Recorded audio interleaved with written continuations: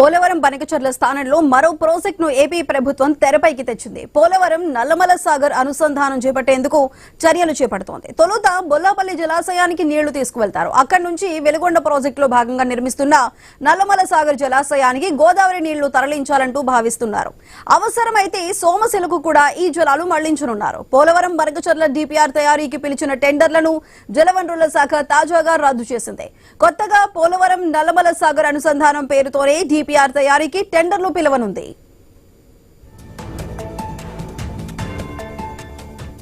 ఇప్పటికే రాష్ట్ర ప్రభుత్వం పోలవరం నల్లమల సాగర్ అనుసంధానం ప్రాజెక్టు ప్రతిపాదనలు కేంద్రానికి సమర్పించింది. ఈ ప్రాజెక్టు నిర్మాణానికి 58,000 కోట్లు ఖర్చవుతుందని ప్రాథమికంగా అంచనా వేశారు. 3 సెగ్మెంట్లలోనే పనులు చేస్తారు. బొల్లాపల్లి నుంచి నల్లమల సాగర్ జలాశయం వరకే పరిమితమవుతారు. ఇందుకు 9,000 కోట్లు ఖర్చవుతుందని లెక్క వేశారు. గతంలో కన్నా సుమారు 25,000 కోట్లు ఖర్చు తగ్గుతుందని భావిస్తున్నారు. తొలి సెగ్మెంట్ లో పోలవరం నుంచి ప్రకాశం బ్యారేజ్ వరకు 13,000 కోట్లు ఖర్చవుతుందని అంచనా వేస్తున్నారు. రెండో సెగ్మెంట్ లో ప్రకాశం బ్యారేజ్ నుంచి బొల్లాపల్లి జలాశయానికి నీళ్లు పంపిస్తారు. ఈ పనులకు 36,000 కోట్ల వరకు ఖర్చవుతుందని అంచనా వేస్తున్నారు. అయితే ఈ కొత్త ప్రాజెక్ట్ కి సంబంధించి మరింత సమాచారం మా ప్రతినిధి భార్గవ్ అందిస్తారు. భార్గవ్, చెప్పండి, బనకచర్ల ప్రాజెక్ట్ కాదని ఇప్పుడు పోలవరం నల్లమల్ల సాగర్ కి సంబంధించి ఇప్పుడు ప్రాజెక్ట్ అయితే రూపొందించబోతున్నారు. మరి దీనికి సంబంధించి పూర్తి అప్డేట్స్ ఏంటి? అటు ప్రధానంగా కూడా నదుల అనుసంధానంపై ప్రధాన దృష్టి పెట్టినటువంటి ఏపీ సీఎం చంద్రబాబు గతంలో 2014 నుంచి కూడా ఆ దిశగా అడుగులు వేస్తూ అనేక ప్రయోగాలు కూడా చేస్తూ వచ్చారు. ఇప్పుడు కూడా ఇటీవల అధికారంలోకి వచ్చిన తర్వాత పోలవరం బనకచర్లకు శ్రీకారం చుట్టగా దానికి ఎన్నో అడ్డంకులు, తెలంగాణ నుంచి కూడా అనేక అభ్యంతరాలు రావడంతో ప్రస్తుతం ఆ పోలవరం బనకచర్ల ప్రాజెక్టు ప్రాథమిక దశలో డిపిఆర్ టెండర్ దశలోనే రద్దయింది.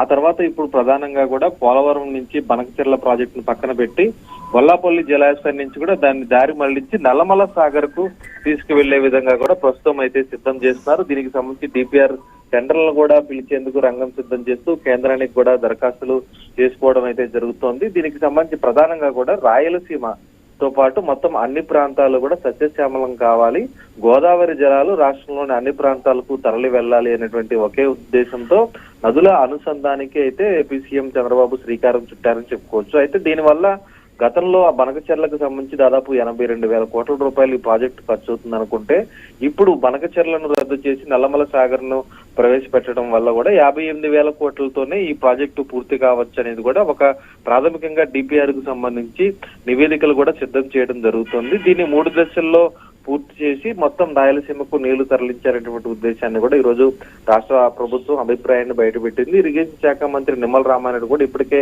క్షేత్రస్థాయిలో ఆ ప్రాంతాలను పర్యటించి అక్కడ ఉన్నటువంటి పరిస్థితులు కూడా తెలుసుకున్నారు. అక్కడ భూసేకరణకు సంబంధించి పరిహారం ఇచ్చేందుకు సంబంధించి కూడా ఎంతవరకు మేరకు ఖర్చు అవుతుంది అనేది కూడా ఒక ప్రాథమికంగా నివేదిక కూడా సిద్ధం చేయించి ఆ తర్వాత డిపిఆర్ కు టెండర్లో పిలిచేందుకైతే రంగం సిద్ధం చేసినట్లయితే తెలుస్తుంది. పోలవరం బనకచర్ల అనే ఇష్యూ ఇక పక్కకి వెళ్ళిపోయిందని కూడా చెప్పుకోవచ్చు. పోలవరం నల్లమల సాగర్ ప్రాజెక్టుకు సంబంధించి ప్రభుత్వం ముందడుగులు వేస్తుంది. అయితే దీనికి సంబంధించి కేంద్రం ఏ విధంగా స్పందిస్తుంది ఈ నిధులు? ఎందుకంటే పోలవరం ప్రాజెక్టే 47,000 కోట్ల రూపాయల ప్రాజెక్టు ఎన్నో దశాబ్దాలుగా కొనసాగుతుంది. ఇంకా ఇది ఇప్పుడు 58,000 ప్రాజెక్టు. దీనికి సంబంధించి నిధులు అనేది పెద్ద విషయం అని కూడా చెప్పుకోవచ్చు. ఎందుకంటే ఇప్పటికే అమరావతికి సంబంధించి మొత్తం పెద్ద ఎత్తున కూడా కేంద్రం నుంచి నిధులు తీసుకొస్తున్న నేపథ్యంలో ఈ నిధులకు సంబంధించి ఎంత కాలంలో వస్తుంది, ఇది ఎప్పుడులోగా పూర్తవుతుంది అనేది కూడా ఒక స్పష్టత రావాల్సినటువంటి పరిస్థితి కూడా ఉంది. ఏదేమైనప్పటికీ పోలవరం నల్లమల సాగర్ ద్వారా కూడా వెలుగొండ ప్రాజెక్టు నుంచి ఏదైతే ఉందో అక్కడి నుంచి అటు నల్లమల సాగర్ వరకు వెళ్ళడం వల్ల అక్కడి నుంచి ఆ నీటిని రాయలసీమకు తీసుకెళ్లి